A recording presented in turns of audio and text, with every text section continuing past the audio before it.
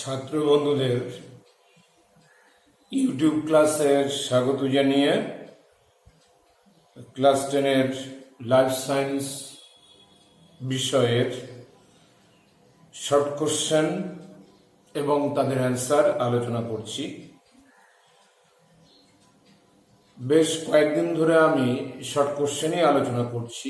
এর আগে এমসিকিউ করেছিলাম, এখন কোশ্চেন নাম্বার 2 অর্থাৎ খ বিভাগে যে 26টি কোশ্চেন থাকে তার 21টি উত্তর করতে হয়, সেগুলো নিয়ে আলোচনা করছি। এর আগের ক্লাসেও আমি একটা কোশ্চেন নিয়ে আলোচনা করেছি। আজকে যে কোশ্চেনটা আলোচনা করছি ইউটিউব ভিডিওতে কোশ্চেনটা আপলোড করে দেওয়া থাকবে। কোশ্চেনগুলো ভালো করে দেখে নেবে এবং ইউটিউবের মাধ্যমে আমি যে উত্তরগুলো আলোচনা করছি সেগুলোও ভালো করে দেখে নেবে। প্রথমেই চলে আসি 2-এর 1 দাগ। 2-এর 1 দাগে বলা হচ্ছে রিচমন্ড ল্যান্ড প্রভাবের সঙ্গে সম্পর্কিত হরমোনের নাম কি? উত্তরটি হবে সাইটোকাইনিন। সাইটোকাইনিন উত্তর হবে। নেক্সট 2-এর 2 কি গঠনের মাধ্যমে উদ্ভিদ কোষের সাইটোকাইনেসিস ঘটে? সেল প্লেট বা কোষপাত গঠনের মাধ্যমে ঘটে থাকে। সেল প্লেট বা কোষপাত গঠনের মাধ্যমে ঘটে থাকে। 2-এর 3 জীবের বিপরীতধর্মী বৈশিষ্ট্যের মধ্যে যেটি প্রকাশিত হয় না তাকে কোন বৈশিষ্ট্য বলা হয়? প্রচ্ছন্ন বৈশিষ্ট্য বলা হয়। তোমরা মেন্ডেলের বংশগতির যে প্রথম সূত্র, সেখানে প্রকট এবং প্রচ্ছন্ন কথাটা শুনেছ। প্রচ্ছন্ন বৈশিষ্ট্য অপ্রকাশিত থাকে, প্রকট বৈশিষ্ট্যের বহির্প্রকাশ ঘটে। 2-এর 4 দাগ প্রত্যেক জীবের মধ্যে যে অল্প বিস্তর ভিন্নতা দেখা যায় তাকে কি বলে? প্রকরণ বা ভ্যারিয়েশন বা ভেদ। 2-এর 4-এর উত্তর হবে প্রকরণ বা ভ্যারিয়েশন বা ভেদ। একই প্রজাতিভুক্ত জীবদের মধ্যে হুবহু সমস্ত কিছু বহিরাকৃতির মিল দেখা যায় না, তাদের কিছু না কিছু পার্থক্য চোখে পড়ে। এটাকে বলা হয় প্রকরণ বা variation according to Charles Darwin theory. Next, কয়লা খনির শ্রমিকদের ফুসফুসে কয়লার গুঁড়ো প্রবেশের ফলে যে রোগটা হয় তার নাম কি? অ্যানথ্রাকোসিস। অ্যানথ্রাকোসিস ব্ল্যাক লাং ডিজিজ বলে অনেকের মনে হতে পারে। ব্ল্যাক লাং ডিজিজটা অ্যাকচুয়ালি তোমার বেশি পরিমাণে ধূমপান করলে হতে পারে, অথবা গাড়ির ধোঁয়া নির্গত হয়ে সেই ধোঁয়া নাক মুখ দিয়ে ফুসফুসের মধ্যে ঢুকে গিয়ে হতে পারে অ্যানথ্রাকোসিস রোগ হয়। উত্তরটা হবে অ্যানথ্রাকোসিস। 2-এর 6 দাগ অতি ব্যবহারের ফলে বিপদগ্রস্ত উদ্ভিদটি। এই যে বিপদগ্রস্ত উদ্ভিদ যেটা খুব বেশি ব্যবহারের ফলে হয়েছে সেটা কিন্তু সর্পগন্ধা হতে পারে। আবার যদি চন্দন গাছটা বলো, চন্দনও কিন্তু হতে পারে। সর্পগন্ধাটা খুব বেশি পরিমাণে ইউজ হয়। চন্দন গাছটাও কিন্তু বিভিন্ন, তোমরা জানো যে অনুষ্ঠানে চন্দনের ব্যবহার রয়েছে। সর্পগন্ধা, চন্দন এগুলো এদের মধ্যে উল্লেখযোগ্য হবে। তাহলে 2-এর 1 থেকে 2-এর 6 যে কোশ্চেনগুলো শূন্য স্থান পূরণ, সেগুলো আমি আলোচনা করে দিয়েছি। এবার চলে যায় 2-এর 7 থেকে 2-এর 12 পর্যন্ত। সত্য মিথ্যা প্রশ্ন থাকে। সত্য মিথ্যা, ট্রু এবং ফলস। অক্সিজেনের প্রবাহ মেরুবর্তী, একদম ঠিক কথা। অক্সিজেনের পরিবহন কিন্তু মেরুবর্তী, উপরের দিক থেকে সবসময় নিচের দিকে প্রবাহিত হয় জাইলেমের ফ্লোয়েমের মাধ্যমে। মেরুবর্তী, এক মেরুবর্তী, এটা মেরুবর্তী বলেছে, কতটা ঠিক। 2-এর 8 মস্তিষ্কের গোলার্ধর যোজককে কি বলে? এখানে ভার্মিস দিয়েছে, হবে কর্পাস ক্যালোসাম। কর্পাস ক্যালোসাম হবে উত্তর। কর্পাস ক্যালোসাম, ভার্মিস কিন্তু হবে না, এটা ভুল। Corpus callosum. গুরু মস্তিষ্কের বা গোলার্ধ কর্পাস ক্যালোসাম। কর্পাস ক্যালোসাম, গুরু মস্তিষ্কের গোলার্ধ দুটো যে স্নায়ুযোজক দ্বারা যুক্ত থাকে তাকে কর্পাস ক্যালোসাম বলে। লঘু মস্তিষ্কের গোলার্ধ দুটি যে স্নায়ুযোজক দ্বারা যুক্ত থাকে তাকে ভার্মিস বলে। এখানে গুরু মস্তিষ্কের গোলার্ধ অথচ যোজক বলেছে ভার্মিস, তাহলে এটা উত্তর হবে ফলস, ভুল। 2-9 উদ্ভিদ কোষের স্পিন্ডিলকে কি স্পিন্ডিল বলে? এরা অ্যাস্ট্রাল উত্তরে বলে দিয়েছে, না হবে না, অ্যাস্ট্রাল ভুল, অ্যানাস্ট্রাল।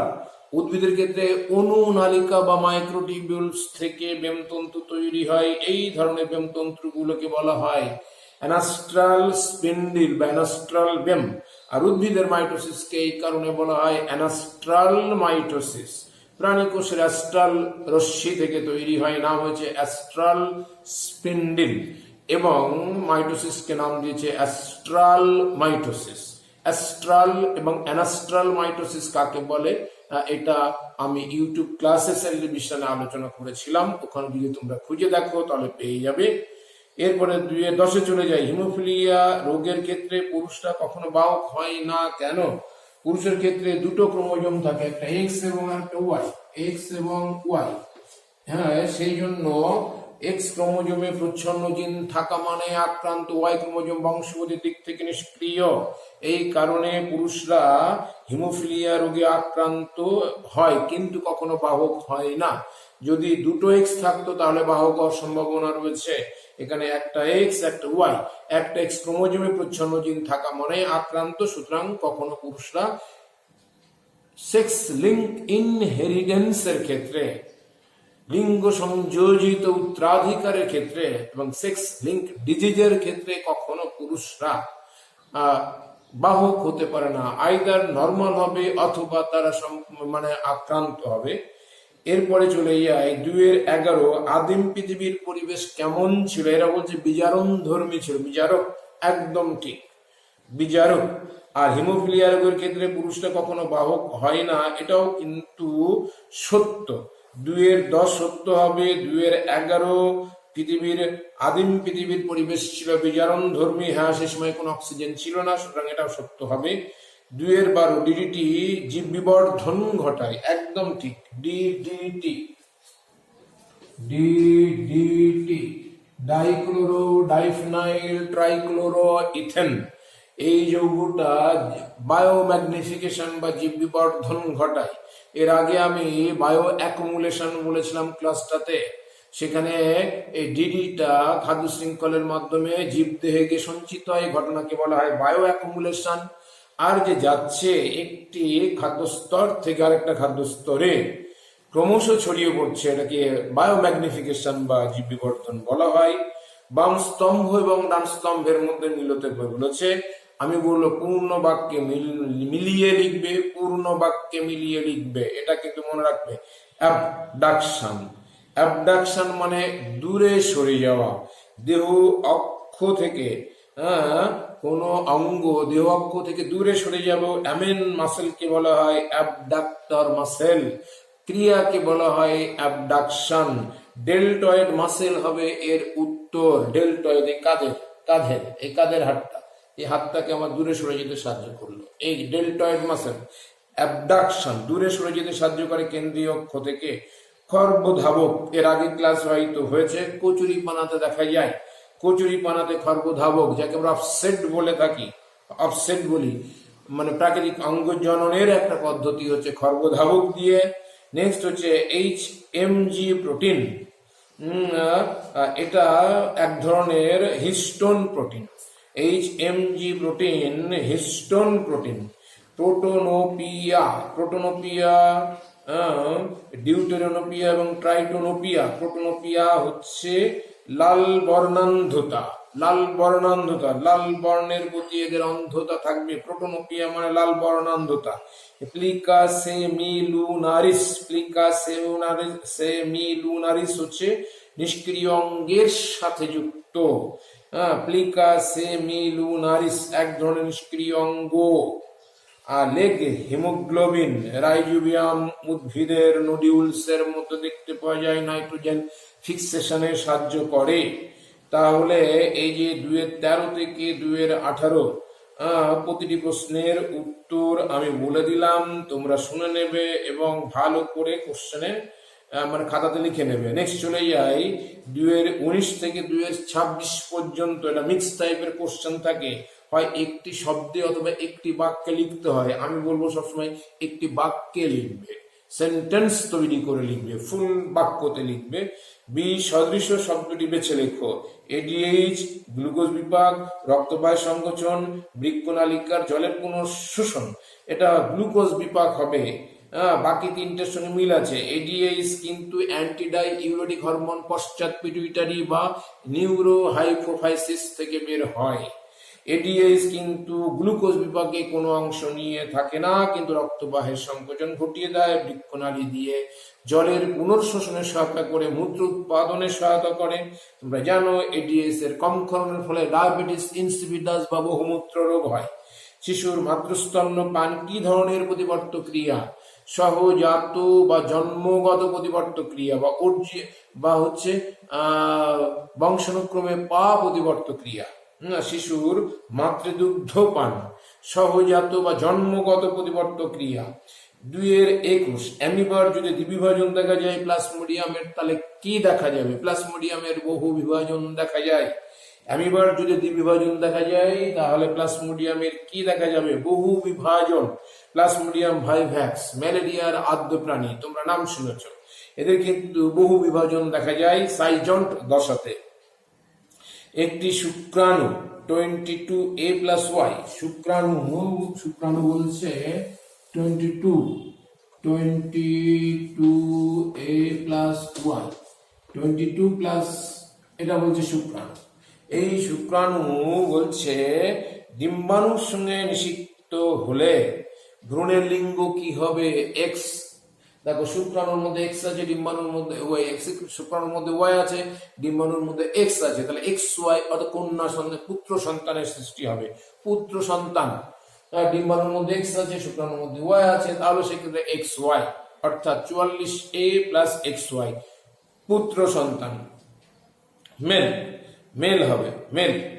কোন রোগে দেহে লোহা জমে হৃৎপিণ্ড যকৃতের ক্ষতি হয়? থ্যালাসেমিয়া। থ্যালাসেমিয়াতে হিমোগ্লোবিন ভেঙে যায়, ভেঙে গিয়ে আয়রনটা মুক্ত আসে। আয়রনটা আমাদের লিভার এবং প্লিহাতে প্রচুর পরিমাণে জমা হয় এবং পিলে এবং লিভার এগুলো বড় হয়ে যায়। এটা তাহলে হিমোফিলিয়া, এই থ্যালাসেমিয়া হবে। Thalassaemia, mind it, thalassaemia. কোন রোগে দেহে লোহা জমে হৃৎপিণ্ড যকৃতের ক্ষতি হয়? থ্যালাসেমিয়া। থ্যালাসেমিয়া রোগের ক্ষেত্রে হিমোগ্লোবিনটা ভেঙে যায়, ত্রুটিপূর্ণ হিমোগ্লোবিন তৈরি হয়। আচ্ছা, বাষ্পমোচন রোধে হিমোফিলিয়া কিন্তু এটা হবে না এবং বর্ণান্ধতা কিন্তু হবে না, মাথায় রেখে দেবে। আচ্ছা, নিচে 4টি বিষয়ের মধ্যে 3টে বিষয় একটি বিষয়ের অন্তর্গত খুঁজে বের করো। অ্যানাবিনা, নস্ট্রোকসলেটোরিয়া, এরা সবাই সায়ানোব্যাকটেরিয়া। সায়ানোব্যাকটেরিয়া মানে নীলাবস্য শৈবাল। এরা মাটিতে বাতাসে নাইট্রোজেনটাকে নিয়ে আবদ্ধ করে। এরা সায়ানোব্যাকটেরিয়া নামে পরিচিত। অন্য কথায় ব্লু গ্রিন অ্যালগি বা নীলাবস্য শৈবাল নষ্ট হতে পারে, অ্যানাবিনা হতে পারে, অসলেটোরিয়া হতে পারে। এরা তাহলে উত্তরটা কি হবে? সায়ানোব্যাকটেরিয়া। এরা সায়ানোব্যাকটেরিয়ার অন্তর্গত। তাহলে সায়ানোব্যাকটেরিয়ার মধ্যে এই 3টে নীলাবস্য শৈবাল অবস্থান করছে। তাহলে 2-25 উত্তর হবে সায়ানোব্যাকটেরিয়া বা নীলাবস্য শৈবাল। এখানে সায়ানোব্যাকটেরিয়া অপশনটা দেওয়া আছে, সুতরাং এটাই হবে। সুন্দরবনের পরিবেশ সংক্রান্ত সাম্প্রতিকতম উদ্বেগের কারণটির নাম লেখো। গ্লোবাল ওয়ার্মিং এবং সমুদ্রের সুন্দরবন অঞ্চলের জলস্তর বেড়ে যাবে। গ্লোবাল ওয়ার্মিং এর ফলে ওখানকার বিভিন্ন যে নদীগুলো রয়েছে, খাড়িগুলো রয়েছে, তাদের জলস্তর বেড়ে যাবে। ওটা বঙ্গোপসাগর লাগোয়া অঞ্চল, তো সি লেভেল বাড়বে গ্লোবাল ওয়ার্মিং এর ফলে। তাহলে গ্লোবাল ওয়ার্মিং এর একটা উদ্বেগের কারণ, তার ফলে সি লেভেল বেড়ে যাচ্ছে সুন্দরবন অঞ্চলে, ফলে ম্যানগ্রোভ ফরেস্ট গুলো জলে প্লাবিত হয়ে যাচ্ছে। এই জন্য গ্রিন হাউস এফেক্ট এবং গ্লোবাল ওয়ার্মিং ভালো করে তোমরা পড়বে। তোমাদের একেবারে শেষ চ্যাপ্টারে, পরিবেশগত চ্যাপ্টারে কিন্তু গ্লোবাল ওয়ার্মিং এবং গ্রিন হাউস গ্যাস সম্পর্কে, বায়ু দূষণের ক্ষেত্রে ভালো মতো পড়ানো হয়েছে। এমনকি অ্যাসিড রেনও ওখানে আমি আলোচনা করে দিয়েছিলাম। এই জন্য পরিবেশ, জীববৈচিত্র্য এবং তার সংরক্ষণ চ্যাপ্টারটা ভালো করে পড়ো। হ্যাঁ, ইউটিউব গুলো শুনতে থাকো, দেখবে আমি যে সমস্ত কোশ্চেন নিয়ে আলোচনা করছি অলরেডি সেগুলো আলোচিত হয়ে গেছে। তোমরা ভালো করে যদি পড়ো তাহলে এর উত্তরগুলো খুঁজে পাবে। তাহলে আজকে আমি প্রতিটি কোশ্চেনের মান 1 করে 2 দাগের 2-1 থেকে 2-26 পর্যন্ত প্রশ্নগুলো আলোচনা করে দিলাম। তার সঙ্গে রিলেটেড কিন্তু কথাও আমি আলোচনা করে দিয়েছি। তোমরা এটা খুব ভালো করে দেখতে থাকো। এরকম আমার মনে হয় গোটা 10টা মতো পেজ যদি ভালো করে তোমরা সলভ করো, তার সঙ্গে যদি তোমরা তোমাদের টেক্সট বইয়ের প্রতিটি চ্যাপ্টারের অংশগুলো খুঁটিয়ে খুঁটিয়ে পড়ো, আমার মনে হয় না মাধ্যমিক পরীক্ষাতে তোমাদের আটকাবে এমন কোনো শক্তি আছে। তা আশা করি তোমরা এগুলো ভালো করে করবে। নেক্সট দিন আবার দেখা হবে, হয়তো কোশ্চেন অ্যান্সার সহ ডাউট ক্লিয়ারিং ক্লাস হতে পারে, এমন একটা সম্ভাবনা আছে বলে মনে হচ্ছে। স্কুলের পক্ষ থেকে মাননীয় প্রধান শিক্ষক মহারাজ যে নির্দেশ দেবেন সে অনুযায়ী হবে। তোমরা দেখে নেবে স্কুলের গ্রুপ থেকে। সকলে ভালো থেকো, সুস্থ থেকো এবং সাবধানে থেকো।